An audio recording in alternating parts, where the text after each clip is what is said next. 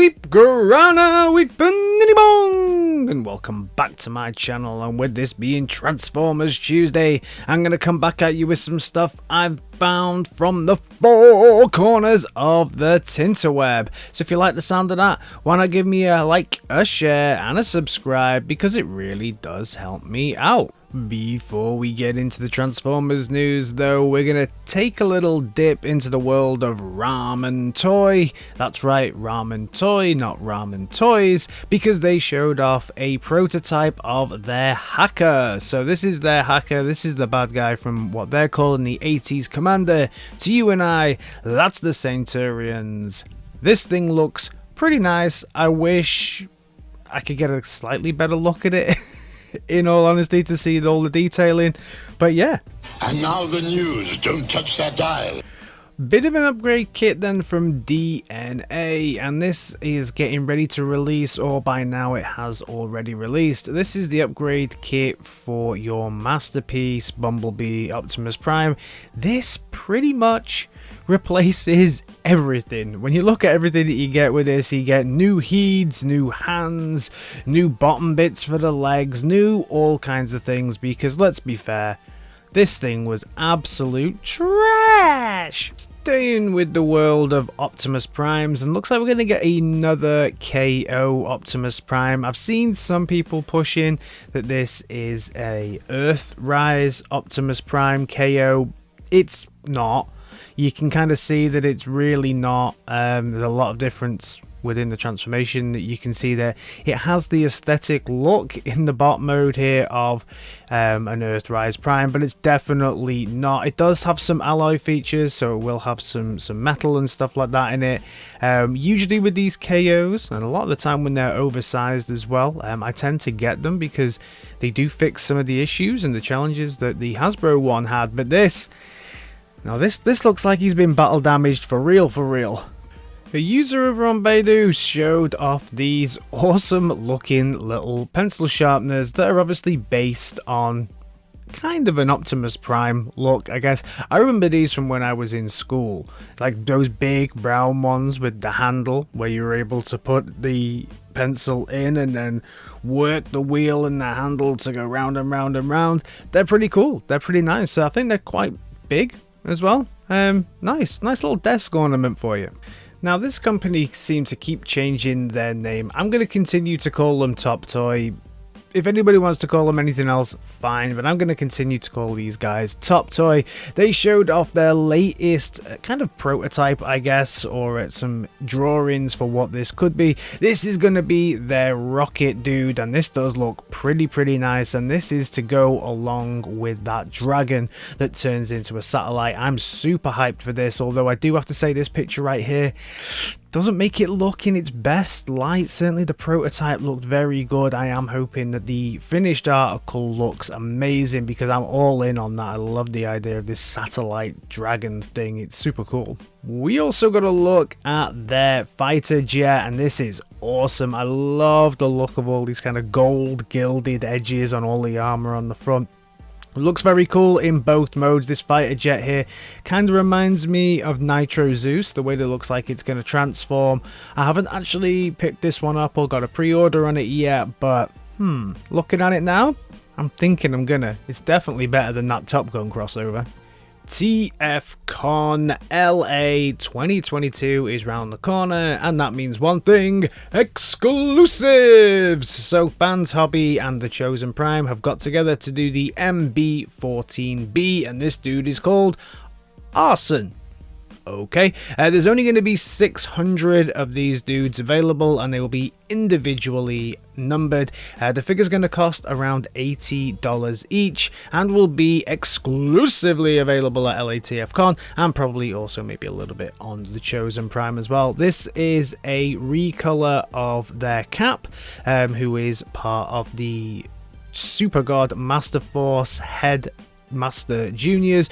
He looks super cool. I love this figure. I don't know though, who's this calling back to? I like this colorization. I think it's an interesting one, but who is it calling back to? Speaking of fans hobby, we also got a look at the MB-18 Energon Prime. So we get a closer look at him next to Naval Commander, and we can see he's a little shorter than Naval Commander. Even when you put everything all together, add on all those little mini-cons, he's still a little bit shorter, which is surprising.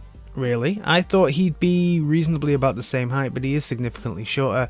As I've said before, I do think this dude looks pretty cool, but he's not for me. He's not for my collection. Let me know your thoughts on this dude down in the comments, because I know a lot of people are super excited for this dude, but he is coming together and looking nice, but just Energon just doesn't do it for me.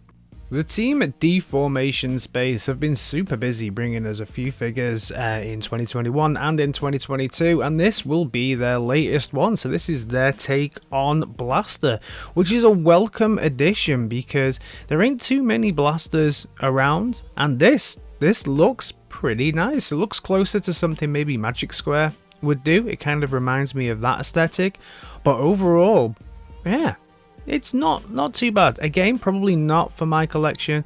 I have the KFC version of Blaster, and I think that's incredible. I see no reason to replace that right now with this. Moving over to the team at Vektron Labs, and they put out a warning saying that they will start pre-orders on their Constructicon sets very soon. So if you have put a pre-order in for this with anybody, I'd delete it, because apparently it's not viable. So I don't know if this is going to be something you can only directly order from them, or maybe people just shouldn't have done it. I don't know. It's a little bit confusing. I'm still confused about whether or not this is over in Asia, this company, or if they're in Italy for some reason, because they seem to work off the Italy time zone when they're releasing stuff. I'll keep you up to date and posted with this, because this is definitely something that I'm going to continue to talk about, and I'm going to pick up as soon as I see that pre-order come through. Not classically Transformers, but these things are super cool, so I wanted to talk about them. These are deformation cans, I guess. These are transforming cans of pop, cans of soda, cans of what might be classed as Pepsi, Coke, and then also Sprite and Fanta. I love the way that not only do they rip off the Transformers a little bit, but they also do real dodgy versions of the Coca-Cola sign where it says like Deformation Coca-Cola, and then this Sprite one as well is awesome. The Pepsi is absolutely fandabidozy as well, and these just really reminded me of the Cherry Coke Transformer. Do you remember that from back in the day, late 80s, early 90s, where that Cherry Coke, Diet Cherry Coke, I think actually was the one that you could get. Really reminded me of that. If I find where to get these, I'm probably going to pick them up and review them, because they just look super fun, and as I say, do remind me of that Cherry Coke Transformer. Newage showed off some more packaging, this time for their Torimo Toxitron, and he looks pretty cool. This box art here yet again is a call back to something, and the callback that this is to is the Toxic Crusader game on the Nintendo. So it was originally by Bandai, and we can see the two next to each other, and what really gives it away is that New Age symbol that they've changed into the Nintendo one. I love it when New Age release some new packaging. Definitely the best packaging in the game. Love New Age. Next up, it's Dr. Wu! Dr. Wu! So Dr. Wu showed off a black version of Sea Spray, and this is Black Spray. So it looks like Black Spray is going to come paired up with Acid Storm if you're getting both of those, because Dr. Wu tends to sell these as double sets.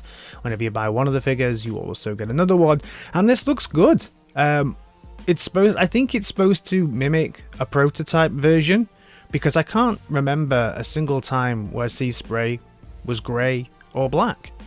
If you can, let me know down in the comments, because I really can't.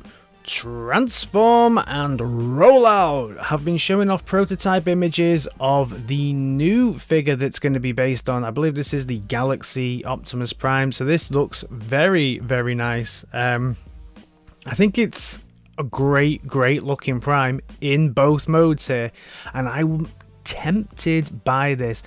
I only have Jazz from Transform and Rollout. I don't know if they've ever released anything else. Let me know down in the comments if you know anything.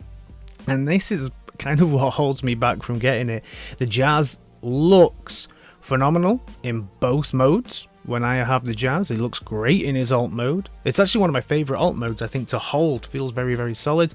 And then when you transform him into his bot mode, it all falls apart. Things don't clip together. It's a horrible thing to transform and mess around with. And I just hope that this isn't the same. So I need to check out the price on this one, to be fair. If he's in excess of £100 or in excess of $100, then I probably won't go picking this dude up.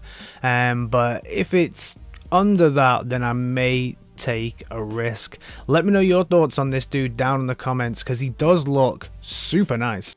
So that's everything from me on this Transformers Tuesday. Nothing from Hasbro at all at the moment. Very, very quiet. Very, very suspicious. We are making our way to the 5K mark at the moment. So if you can support me in my quest trying to get to 5K, give me a like, a share, and a subscribe, and I'll see you in my next video. Alright guys, in a bit. Peace.